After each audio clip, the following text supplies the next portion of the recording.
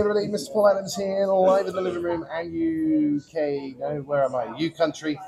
It's been a long weekend. I don't even know who I am or where I am. We're at the O2. It's C2C. It's 2024. U Country live in the living room.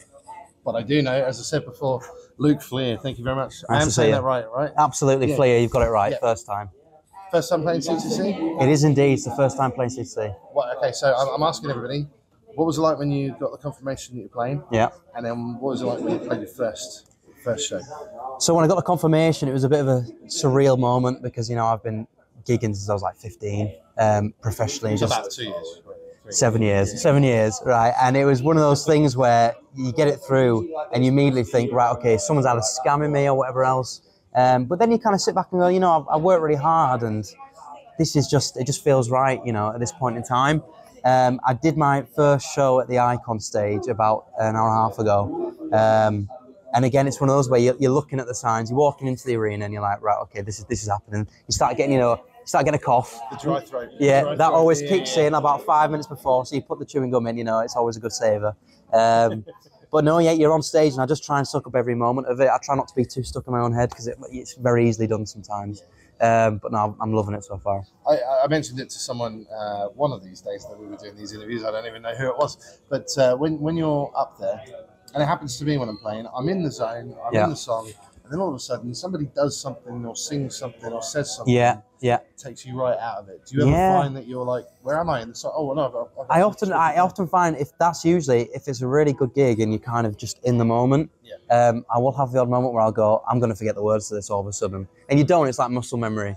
You don't even realise you're like 3/4 of the way through the song. Yeah, it's weird. You're just kind of on autopilot. But no, I have definitely gigs like this. You have those kind of pinch me moments where you're on stage and you go, wow, this is where I am. Yeah, no, it's all right. You're all right. No, but yeah, I definitely have them. Yeah, especially gigs like this. Yeah. So, who are you listening to at the moment? Who are you listening to? Who do you want us to listen to? It's probably an obvious question. Have you listened to much Jason Isbell? Yes. Yeah, right, okay. For sure. So when I found country music when I was kind of in my early teens. I was brought up on it by my nan and granddad, but it was very traditional country music. It wasn't modern country music. I found Keith Urban when I was in my kind of early teens. And it all went from there. Yeah, absolutely. It all went from there. I don't know if you can tell. It all went from there. Yeah. And yeah, when I found Jason Isbell, it was kind of going back to my childhood in a way when you stumble upon a new artist and you get so excited and inspired and influenced, whatever else. And for me, that kind of mix of Americana, country, singer-songwriter, rock, it's everything I'm about. So I would say Jason Isbell and the 400 Unit are my number one at the minute. So what? This is not a cat-out question because some people think it is a question. What makes you country specifically? Yeah, so I would say the first thing for me would be my voice. But I was brought up on mainly by my dad's kind of love for hard rock, which is strongly influenced by the blues. And that would often be British singers who would sing with that southern drawl.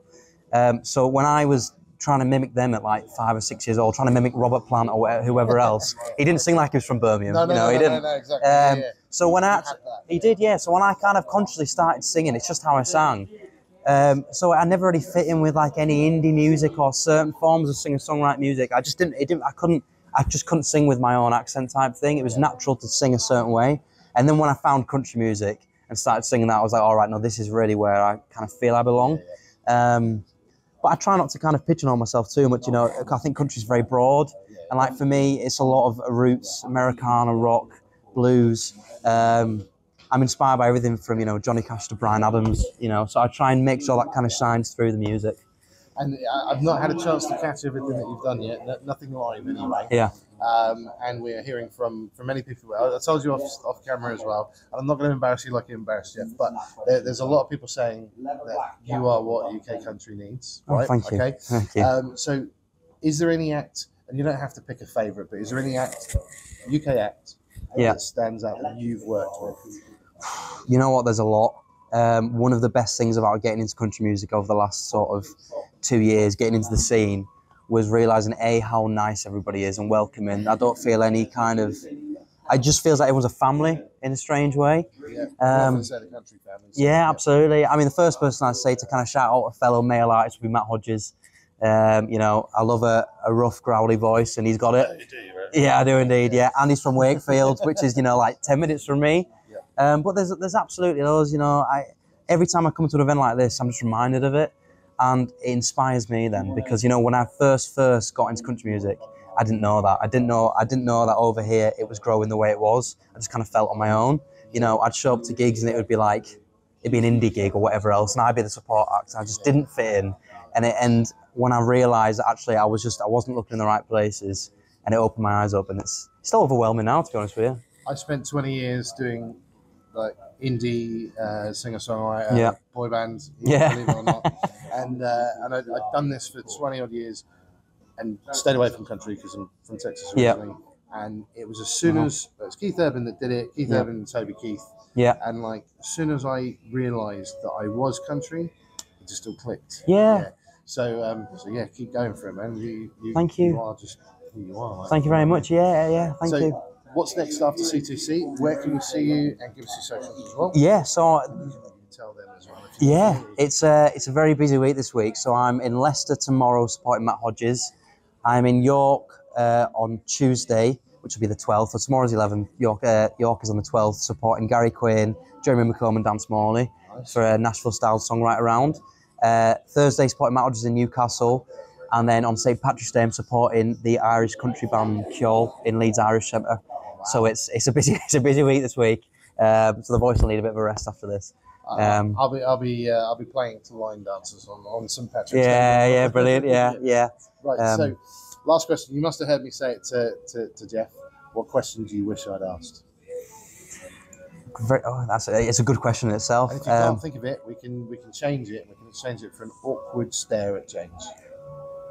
I'll have a think. Wait there. I will. But let me think. I'd say I'm planning to go to Nashville this year. Okay. And one question which I think for me as a UK artist doesn't get asked that much is how that kind of feels, kind of wanting to tackle that. And it's this big monster which, you know, I've never been before. Yeah. Okay. So the idea of going, maybe, something along those lines. So how do you feel about going out to Nashville? Are you going to wing it? Have you got plans? No, the plan really, the first time going is just to see what it's all about, get a feel for it, you know. Obviously I have a rough idea like everyone else who hasn't gone. I've got a feeling I'm going to just fall in love with it. I'm not going to come home, but, you know. It happens. Yeah. You will. Yeah. But yeah, I just think it's one of those things because, we're branded often as UK artists because we stand out for that reason. And I'm really curious just to see how much we'd stand out in Nashville type thing. From experience, they will lap you up. One, they'll fall in love with your accent. Right, okay. Right, so even the Leeds accent? Yeah, just keep it going, keep it flowing, man. And yeah, what I found about Nashville is they are very, like you say, family oriented, like a big family. Yeah. Everybody's trying to do the same thing. Yeah. And everybody's trying to help each other get to the same place. Yeah, right. And that's the one thing that I found about Nashville as well. And if you want to play the Bluebird and you can try and do the open mic thing, get as many mobile phones as you can and just keep ringing Monday morning because you will get through. Yeah, all right, okay, yeah. So that's my tip for the Bluebird. I played twice, luckily. So, oh, wow. Can I ask you a question? Yeah. That's the first time that's happened. Yeah, what was it like playing the Bluebird? Nerve-wracking as hell. When you go in there, because they've got a shush policy, which I think we need here as well. So they do say to you, don't do any filming unless you ask permission because people are trying out their brand new songs. So it's really respectful of the musicians, and you to be quiet while you're playing. And it's like an open mic night, but it's not. Right. It's really not. You know that you're at the Bluebird. You know what the Bluebird's all about. Yeah. It's not as big as you think it's going to be. Like in terms of size, it's a nice, probably as cozy as sort of this area here. Yeah. But like, it's so intimate. When you get up there, it truly is amazing. You've got every single person hanging on every single word that you say. Yeah. And they're just so supportive as well. Yeah. And the staff there are really amazing. Yeah. I don't know if he's still there, but Steve Goody, the sound man, you need to go and speak to him. Steve Goody. Goody, I might know about. Comedian, musician, extraordinaire. Just tell him I said I will, go, get out. Right, okay. But we can have a chat about that. That'd be amazing, we'll hook up and not hook up, but absolutely. We'll link up and that'd be good, that. and we can chat about stuff. Yeah. Perfect. Thank you very Good to much, me. Luke. Thank you very much for having me, guys. It's been a privilege to speak to you. Yeah, and, thank you. And yeah, are you done for? You've got No, one so more I've got the observatory today at 2:30, and then that's me done. So yeah. We're going to check. We're on at lunch at that point. So Right. Okay. We'll try and Yeah, that'd be amazing. Yeah, that'd be cool. All right. Thank you very much. Thank you very much. See you soon. Thanks, guys. Thank you.